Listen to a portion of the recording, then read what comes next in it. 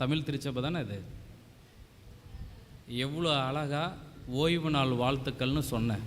ஒருத்தர் பேசுனீங்களா? ஹாப்பி சாபத்துன்னு சொன்னால் இப்போ தான் ஃபாரின்லேருந்து ரிட்டர்ன் ஆன மாதிரி கோரஸாக சொல்கிறீங்க. இப்படி பழகுனீங்க? சரி, ஓய்வு நாள் வாழ்த்துக்கள். எவ்வளோ சந்தோஷமாக இருக்குது. இப்படி சந்தோஷமாக ஆரம்பிக்கும் போது எனக்கும் சத்தியத்தை பேசுகிறதுக்கு எவ்வளோ சந்தோஷம் இருக்கும். அதனால் நமக்கு ஹாப்பி சாபத் சொல்கிறதுலையும் தவறு இல்லை, சொல்லுங்கள். சரி, மீண்டும் ஒரு விசை கிறிஸ்துக்குள்ளாய் உங்களை சந்திப்பது நான் மிகுந்த மகிழ்ச்சி அடைகிறேன். காலம் நேரம் ரெண்டும் வேகமாய் ஓடிவிட்டது. உங்கள் இருதயமும் உங்கள் சிந்தனையும் என்னோடு இசைந்திருந்தால் நான் பேசுகிற சத்தியம் உங்களுக்கு புரியும். மாறாக கொஞ்சம் அப்படியே கிர்ன்னு இருக்குதுன்னாலும் சொல்லிடுங்க. எவ்வளோ சீக்கிரம் முடிக்க முடியுமோ அவ்வளோ சீக்கிரம் முடிச்சிடுறேன். இணைந்திருக்கிறீங்களா? சந்தோஷம். சரி, ஒரு ஜெபத்தோடு நாம் செய்திக்குள்ளாக கடந்து போவோம். கண்களை மூடுவோம். எங்களை நேசிக்கிற நல்ல ஆண்டவரே, மீண்டும் ஒரு விசை உம்முடைய திருப்பாதம் பணிந்து வருகிறோம். என் தேவனுடைய மேன்மைகள் எங்களை சூழ்ந்திருந்தது. உம்முடைய இரக்கம், கிருபை, காருண்யம், சமாதானம், சந்தோஷம் எல்லாம் எங்களுக்கு பரிபூரணமாய் கிடைத்தது. இந்த நாளிலும் நீர் பேசுகிற வார்த்தைகளை கேட்க ஆவலோடு நிற்கிறோம். என் பரலோகம் திறக்கட்டும். இந்த அர்ப்பணை மறைத்து நீர் வெளிப்படுவீர் என்று நான் விசுவாசிக்கிறேன். உம்முடைய தேவ ஆவியின் வல்லமையை என் மீது மாத்திரமல்ல, இங்கே கூடியிருக்கிற ஒவ்வொருவரும் மீதும், இந்த சத்தத்தை கேட்டுக்கொண்டிருக்கிற ஒவ்வொரு செவிகள் மீதும் அளவில்லாமல் ஊற்றப்படட்டும். கர்த்தர் தியானிக்கிற இந்த தியானம் நீர் கொடுத்தது. அதை உம்முடைய பிள்ளைகள் உள்ளத்தில் ஆழமாய் பதிய அடியானை நீர் பயன்படுத்தும். நான் ஒன்றுமல்ல, நீரே பெருக வேண்டும், நான் சிறுக வேண்டும். எங்களை அர்ப்பணிக்கிறோம், நீர் ஏற்றுக்கொள்ளும். இயேசுவின் நாமத்தில் ஜெபிக்கிறோம் பிதாவே, ஆமென். சரி, ஆதியாக புத்தகம் 5ஆம் அதிகாரம் 24வது வசனம். ஆதியாகமம் 5ஆம் அதிகாரம் 24வது வசனம். சரி, சரி, ஆண்டவர் யாரை எடுத்துக்கிட்டாரு? ஆண்டவர் ஏனோக்கை எடுத்துக்கொண்டார். என்னைக்காவது இப்படி கேள்வி கேட்டிருக்கீங்களா? ஏன்னா இதை நான் படிக்கும்போது எனக்கு மனசில் கேள்வி வந்தது. ஏன்னா அவன் எந்த பிரசங்கத்தை எடுத்தாலும் கேள்வியோடையே துவங்குறானே அப்படின்னா, கேள்வி எதனால் வரும்? விசுவாசம் எதனால் வரும்? அப்போது கேள்வி வர்றது நல்லது. சரி, எனக்கு ரொம்ப நாளாக இதை படிக்கும்போதெல்லாம், நான் தியானிக்கும் போதெல்லாம் எனக்கு பெரிய சந்தோஷம். என்ன அப்படின்னா, ஏனோக்கை ஆண்டவர் எடுத்துக்கொண்டார். ஏன் ஆண்டவர் ஏனோக்கை எடுத்துக்கொண்டார்? ஏன் ஏனோக்கு மட்டும்? அந்நாட்களில் ஜனங்கள் இல்லையா? இல்லை தேவனுடைய சந்ததி இல்லையா? ஒரு சந்ததி தேவனை விட்டு விலகி போனாலும் ஒரு சந்ததி கர்த்தருடைய நாமத்தை தொழுது கொள்ள ஆரம்பித்தது என்று சொல்லப்படுகிறதே, அந்த சந்ததியில் ஏனோக்கை தவிர வேறு யாரும் இல்லையா? அவர்களில் ஒருவர் எடுத்துக்கொள்ளப்பட்டிருக்கலாமே. அதை காட்டிலும் இந்த உலகத்தின் முதல் மனிதன், தேவனை முகமுகமாய் தரிசித்தவன், 930 வருடங்கள் வாழ்ந்த ஆதாம் இருந்தானே, ஆதாம் எடுத்துக்கொள்ளப்பட்டிருக்கலாமே. ஏன் ஏனோக்கு மட்டும்? ஏன் ஆண்டவர் ஏனோக்கை மட்டும் எடுத்துக்கொண்டார்? அவன் தானே ஆதாமை எடுத்திருக்கலாம்ல. தேவனோடு உறவாடினவன், தேவனோடு பேசினவன், தேவனோடு சஞ்சரித்தவன், அவன் எடுத்துக்கொள்ளப்பட்டிருக்கலாமே. ஏன் ஏனோக்கு மட்டும்? இந்த சத்தியத்தை நாம் விளங்கிக் கொள்ள வேண்டுமென்றால், இதை நாம் தியானிக்க வேண்டுமென்றால், இங்கு இருந்து இதை படிக்க முடியாது. சற்று பின்னோக்கி அந்த காலத்திற்கு கடந்து போவோம்.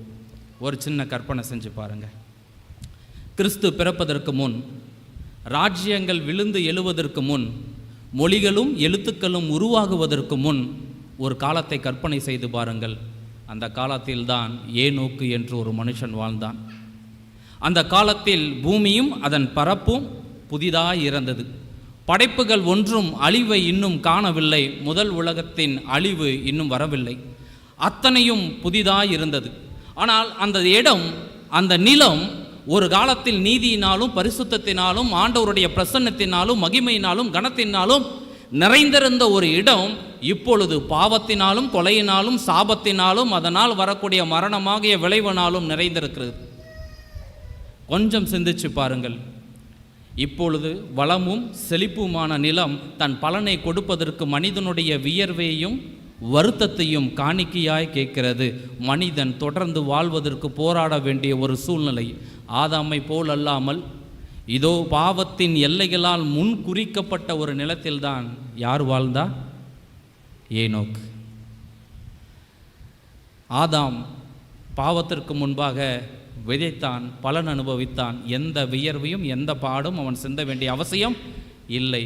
ஆனால் பாவத்துக்கு பிற்பாடு ஏனோக்கு வாழ்ந்த காலகட்டத்தில் நிலம் தன் பலனை கொடுப்பதற்கு மனிதனிடத்திலிருந்து வருத்தத்தையும் துன்பத்தையும் வேர்வையும் கேட்டுக்கொண்டே இருக்கிறது. அதுதான் அந்த நிலம் கேட்கிற காணிக்கை. அப்போ இந்த இடத்தை சிந்திச்சு பாருங்க.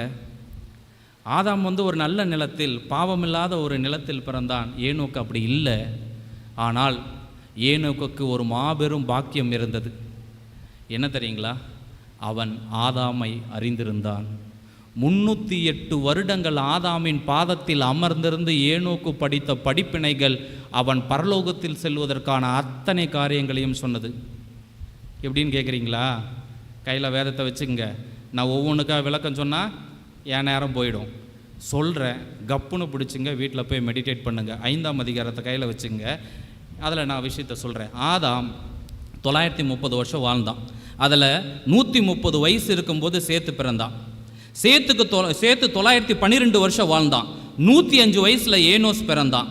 ஏனோஸ் 905 வருஷம் வாழ்ந்தான். 90 வயசில் கேனான் பிறந்தான். கேனான் 910 வருஷம் வாழ்ந்தான். 70 வயசில் மகளலேயால் பிறந்தான். மகளலேயால் 895 வருஷம் வாழ்ந்தான். 65 வயசில் யாரேத் பிறந்தான். யாரேத் 962 வருடம், ஆதாமை விட 32 வருடங்கள் அதிகம். யாரேத் 962 வருடங்கள் வாழ்ந்தான்.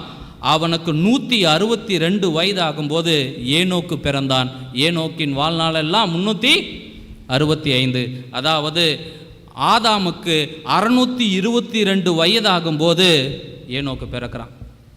ஆதாமுக்கு 622 வயதாகும்போது ஏனோக்கு பிறக்கிறான். ஆதாமும் ஏனோக்கும் 308 வருடங்கள் ஒன்றாக வாழ்ந்தார்கள். ஏனோக்கு எடுத்து கொள்ளப்படுவதற்கு 57 ஆண்டுகளுக்கு முன்பாக ஆதாம் மரித்து போனான்.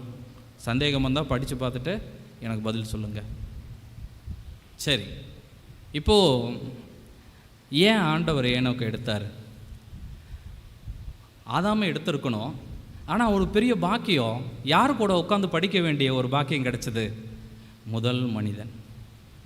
அப்போது அந்த காட்சியை நாம் அந்த காலத்திலிருந்து பார்க்கணும்னு சொன்னல, அதே மாதிரி நான் அதை சிந்திச்சு பார்த்தேன்.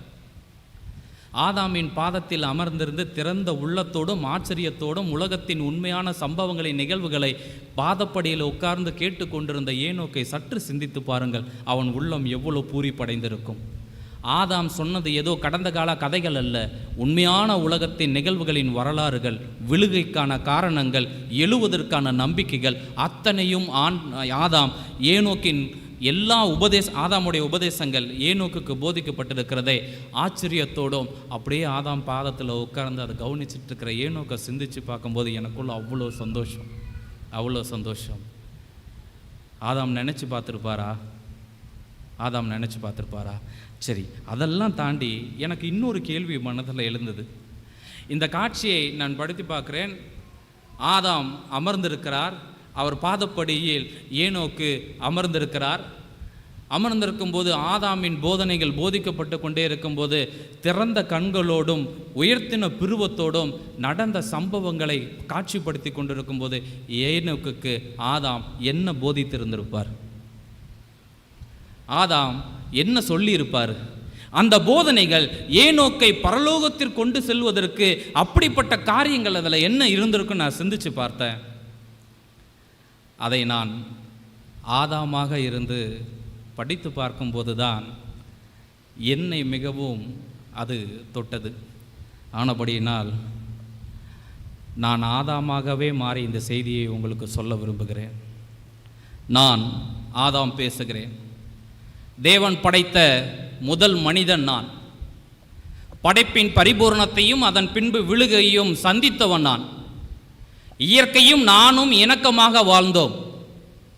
படைப்பின் காரியங்களும் இயற்கையின் ஒளியும் அமைதலோடு காற்றில் மங்கியிருந்த அந்த மகத்துவமும் ஒவ்வொரு விலங்கும், ஒவ்வொரு உயிரினமும், ஒவ்வொரு ஜீவராசிகளும், இயற்கையின் ஒவ்வொரு உறுப்புகளும் சமநிலை மாறாமல் இருந்தது. நான் பயமில்லாமல் ஏதேனில் பரலோகத்தை அனுபவித்தவன். பரலோகத்திற்கும் எனக்கும் எந்த தடைகளும் இருந்ததில்லை.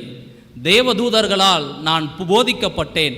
கிறிஸ்துவை மிகவும் அருகாமையில் அறிந்திருந்தேன். இதோ இவரே அண்ட சராசரத்தை படைத்தவர் என்பதற்கு கடலும் நிலமும் வானமும் நீளமும் மலையும் குன்றுகளும் மனிதர்களும் ஏன் மிருகங்களும் பறவைகளும் எல்லாம் சாட்சி, என்னையும் சேர்த்து. அவர்தான் என்னையும் படைத்தார். அவருடைய மாசில்லாத அன்பையும் அவருடைய இரக்கத்தையும் அவருடைய மன்னிப்பையும் நான் ருசித்து பார்த்தேன். பகலில் குளிர்ச்சியான வேளைகளில் நான் அவரோடு நடந்தேன். அவருடைய பிரசன்னத்தில் நான் களி கூர்ந்தேன். என்னுடைய எல்லா மகிழ்ச்சிக்கும் எல்லா நிறைவுக்கும் அவருடைய அன்பு போதுமானதாக இருந்தது. என்னுடைய நாட்கள் நகர்ந்து கொண்டே இருந்தது. நான் தேவனோடு சஞ்சரித்தேன், சந்தோஷமாக இருந்தேன், களி கூர்ந்தேன். மகிமையினாலும் கனத்தினாலும் முடிசூட்டப்பட்டேன். என் தேவனை, என் சிருஷ்டிகரை நான் முகமுகமாய் தரிசித்து அண்ட சராசரத்தையும் படைத்தவர் இவர்தான் என்பதற்கு ஜீவனுள்ள சாட்சியாய் நான் நின்று கொண்டிருந்தேன். ஆனால் ஒரே ஒரு நிமிஷம், என் சிருஷ்டிகரை மறைந்த அந்த நிமிஷம், ஒரு கீழ்ப்படியாமை, ஒரு மீறுதல் இந்த உலகத்தின் பாவத்தையும் சாபத்தையும் மரணத்தையும் கொண்டு வந்து நிறுத்தினது. இந்த உலகத்தின் ஒட்டுமொத்த வரலாற்றையும் என்னுடைய ஒற்றை பாவம் மாற்றி போட்டது. மீண்டெடுக்க, திசை திரும்ப பார்க்குற போதெல்லாம் பாவத்தின் நிழல்கள் என் கண்களுக்கு முன்பாக நின்று கொண்டே இருந்தது. தேவன் என்னை பார்த்தார். இந்த உலகம் இதற்கு முன்பாக இப்படி ஒரு சாபத்தை கண்டதில்லை. நான் அழுததில்லை. கண்ணீர் என்றால் எனக்கு என்னன்னு தெரியாது. நான் பயந்ததில்லை. என் நிர்வாணத்தை நான் உணர்ந்ததில்லை. ஆனால் இப்பொழுதோ பாவத்தின் பாரமும் அதனால் வரக்கூடிய பலனாகையும் மரணத்தையும் நான் சுமந்து கொண்டு நிற்கிறேன். காரணம், என் சிஸ்டரை விட்டு பிரிந்த மறந்த அந்த ஒரு நிமிஷம், ஒரு கீழ்ப்படியாமை, ஒரு மீறுதல் என்னுடைய சேர்ந்து என் ஒட்டுமொத்த உலகத்தின் சந்ததியையும் பாவத்திற்குள்ளாய் அமிழ்த்து போட்டு நிற்கிறது. என் நிமித்தம் பரலோகம் இரண்டாம் விசை அழுதது. மனிதன் மரணத்திற்காக படைக்கப்பட்டவன் அல்ல. மனிதன் மரணத்தையும் தீமையும் அனுபவிக்க வேண்டும் என்பது தேவனுடைய சித்தமும் அல்ல. என் சுய விருப்பத்தின்படியே அத்தனையும் சுமந்து கொண்டு நிற்கிறேன்.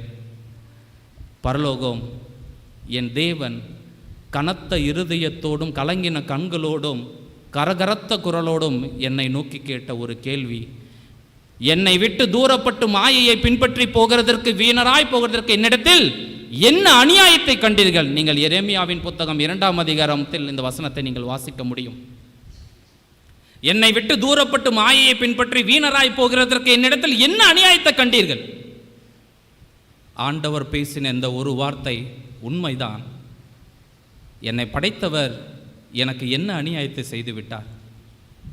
அந்த மகிமைக்கு முன்பாக இந்த மாயையை நான் பின்பற்றி போனது என்னுடைய தவறுதான், என்னுடைய தவறுதான்.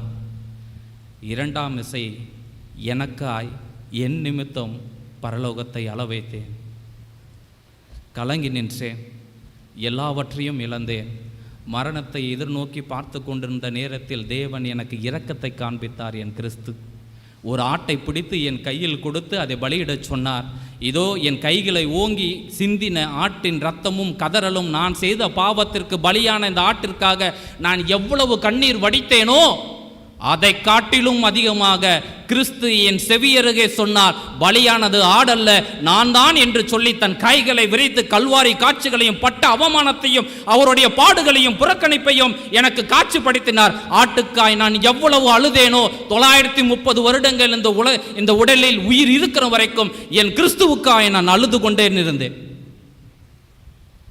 என்னுடைய ஒரு பாவம் என்னை படைத்தவரையே பலியாக மாற்றி போட்டது என்று சொன்னால் அந்த பாவத்தின் தன்மையும் கோரத்தையும் கொடூர முகத்தையும் நான் உணர்ந்து கொண்டேன். அதற்கு பின்பு நான் பாவம் செய்யவே இல்லை. அதற்கு உங்கள் கையில் இருக்கிற வேதாகமே சாட்சி. ஏதேனிலிருந்து துரத்தப்பட்டேன்.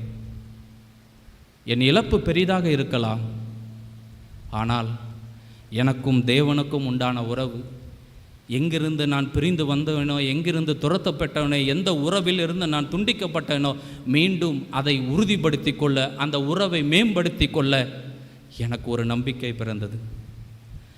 கிருபாதார பலியாகிய கிறிஸ்துவின் அன்பு, இரக்கம், இரட்சிப்பு, மன்னிப்பு என்ற மாபெரும் ஈடு இணையற்ற அந்த தியாக பலியினால் மீண்டும் என் தேவனோடு என்னை உறவுபடுத்திக் கொள்ள முடியும். அந்த உறவை உறுதியாக வைத்துக் கொள்ள முடியும். மீண்டும் அவருடைய சமூகத்தில் நான் களிகூற முடியும். நான் எதையெல்லாம் இழந்தேனோ அது எல்லாவற்றையும் அவருடைய பலியின் நம்பிக்கையினால் நான் பெற்றுக்கொள்ள வேண்டும் முடியும் என்கிற ஒற்றை நம்பிக்கையை 930 வருடங்கள் இந்த பூமியில் வாழ்ந்த நாட்கெல்லாம் என் சந்ததிக்கு சொல்லிக்கொண்டே வந்தேன். இதுதான் நான் மீண்டும் என் தேவனையும் என் சமூகத்தையும் நான் தரிசிப்பதற்கான ஒரே நம்பிக்கையே என்று ஏனோக்குக்கு ஆதாம் போதித்திருப்பான் என்று நான் நம்புகிறேன். இந்த போதனைகள், ஆதாமின் இந்த போதனைகள் ஏனோக்குடைய உள்ளத்தில் ஒரு பெரிய தாக்கத்தை ஏற்படுத்தியிருக்கும். உடைந்து போன உலகத்தில் மனிதனுக்கும் தேவனுக்கும் இடையிலான அந்த உறவின் தூரத்தை ஏனோக்கு கண்டான். துயரமிக்க மனித வாழ்வினுடைய துன்பத்திற்கும் வழிகளுக்கும் காரணம் என்ன என்பதை அவன் அறிந்திருந்தான். ஆதாமின் போதனையினால் விழுந்து போன உலகத்தின் பார்வையும் புரிதலும் தனக்கான இடத்தையும் ஏனோக்கு வடிவமைத்தார். எந்த ஒரு கீழ்ப்படியாமையினால், எந்த ஒரு மீறுதலினால் நித்தியத்தை இழந்து போனோமோ, அதே நித்தியத்தை கீழ்ப்படிதினாலும் விசுவாசத்தினாலும் தேவனுடைய தயவை தேடுவதினாலும் நீதியாய் நடப்பதினாலும் ஒவ்வொரு சூழ்நிலைகளிலும் ஆண்டவரை சார்ந்து வாழ்ந்து கொண்டிருப்பதனாலும் மீண்டும் பெற்றுக்கொள்ள முடியுங்கிற ஒரு விசுவாசத்தை ஏனோக்கு தன் வாழ்க்கையில் உறுதிப்படுத்தி கொண்டான். ஆதாமினுடைய ஞானம் மிகுந்த போதனை தேவ சித்தத்தின் உண்மைகளையும் ஒரு அர்ப்பணிக்கப்பட்ட வாழ்வை தேவனுக்கென்று ஏறெடுப்பதிலும் தேவனை சார்ந்து ஆண்டவருக்கும் மனிதனுக்கும் உண்டான உறவில் ஒரு உறுதியான நிலைப்பாடு வேண்டும் என்று ஏனோக்கு தீர்மானித்தான். அந்த தீர்மானத்தின்படி ஆதாமினின் போதனைகள் படி தன் வாழ்க்கையை அவன் கட்டமைத்தான். ஏனோக்குடைய உள்ளம் தேவனுடைய சித்தத்திற்கு இசைந்திருந்தது. விசுவாசத்தினாலும் கீழ்ப்படிதனாலும் ஒவ்வொரு நாளும் ஏனோக்கு வளர்ந்து கொண்டே வந்தான். ஜபத்திலும் தியானத்திலும் அவன் தேவனோடு நேரத்தை செலவு செய்து கொண்டே வந்தான். நேரம் நெருங்கி வருகிறது.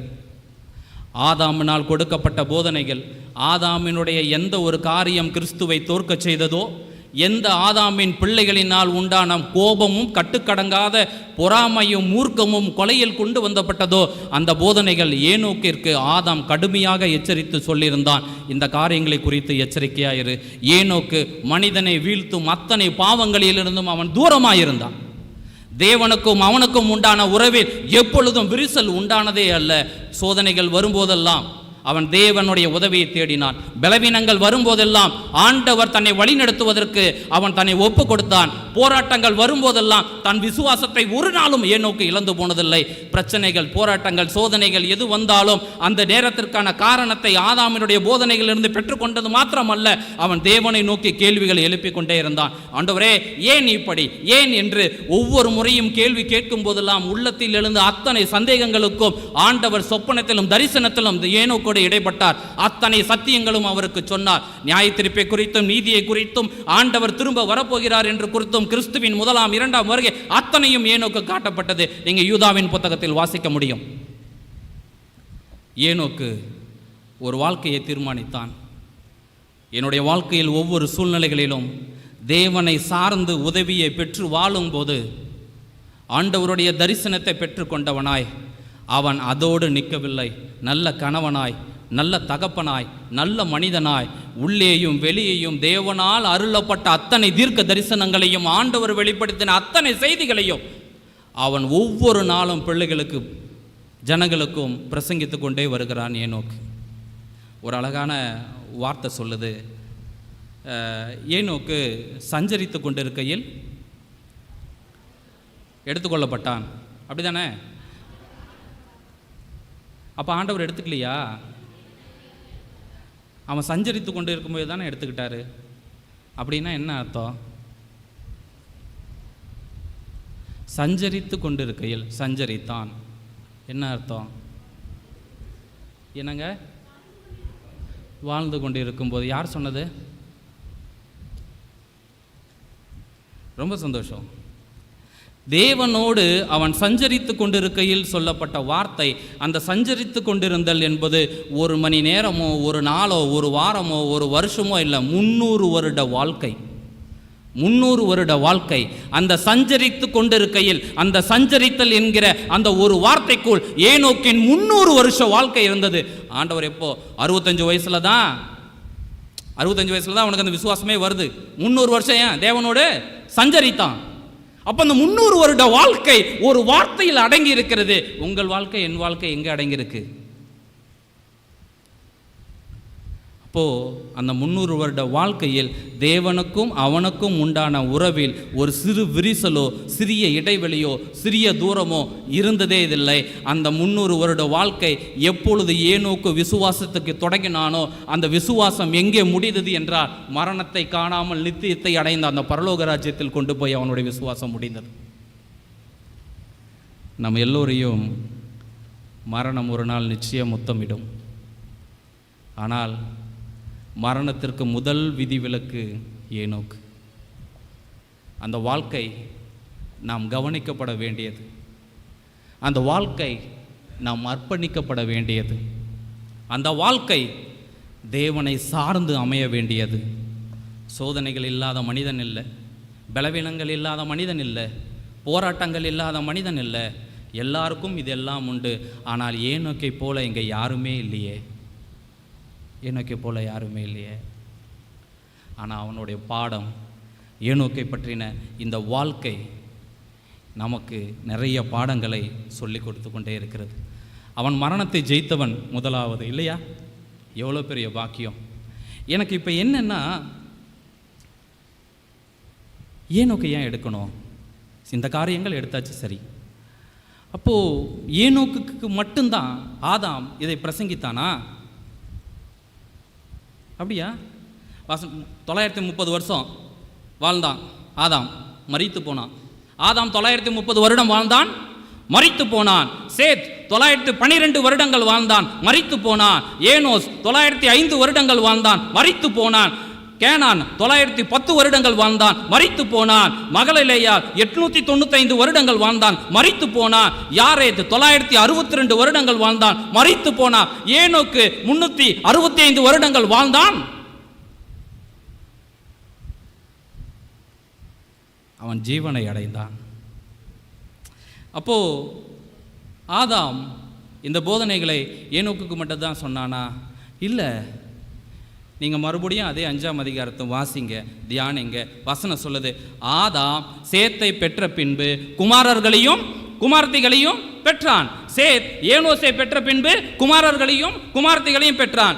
ஏனோஸ் கேனானை பெற்ற பின்பு குமாரர்களையும் குமார்த்திகளையும் பெற்றான். கேனான் மகலலேயாளை பெற்ற பின்பு குமாரர்களையும் குமார்த்திகளையும் பெற்றான். மகலலேயாள் யாரத்தை பெற்ற பின்பு குமாரர்களையும் குமாரத்திகளையும் பெற்றான். கிட்டத்தட்ட ஏறத்தாழ ஒரு 1000 ஆண்டு கால வாழ்க்கை. எவ்வளோ ஜனங்கள் இருந்திருப்பாங்க? எவ்வளோ ஜனங்கள் இருந்திருப்பாங்க? ஆதாமுக்கே 930 வருஷம். 57 வருஷத்துக்கு முன்னாடி ஆதாம் இறந்துட்டாரு. கணக்கு போட்டு பாருங்க. ஏனோக்கு எடுத்துக்கொள்ளப்படும் போது கிட்டத்தட்ட 1000 வருடங்கள் வந்துருச்சு.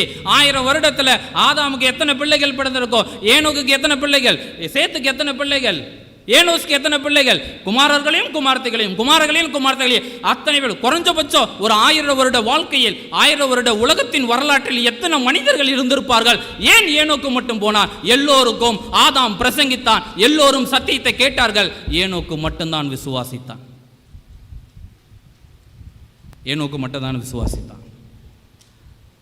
சரி, இப்போ எனக்கு என்ன பிரச்சனைன்னா, இவ்வளோ ஆதாம் விஷயத்தை சொன்னார்ல, ஆதாமை விட ஏனோக்கு எந்த விதத்தில் உயர்ந்து நின்றான்? மற்றவர்களை விடுங்க. ஆதாம் ஏனோக்குக்கு இந்த போதனைகள் செய்தான். ஆதாமுக்கும் ஏனோக்குக்கும் உண்டான அந்த மாறுபாடு எங்கே நின்றுச்சு? ஆதாமும் தேவனோடு நடந்தான். ஆமாம் தானே? ஆதாமும் தேவனோடு நடந்தான், ஏனோக்கும் தேவனோடு நடந்தான். நடந்த ஆதாம் விழுந்து போனான். இதோ நடந்த ஏனோக்கு எழுந்து நடந்தான். எங்கே? பரலோகத்தை நோக்கி. பரலோகத்திலிருந்து தேவனோடு நடந்தவன் விழுந்து போனான்.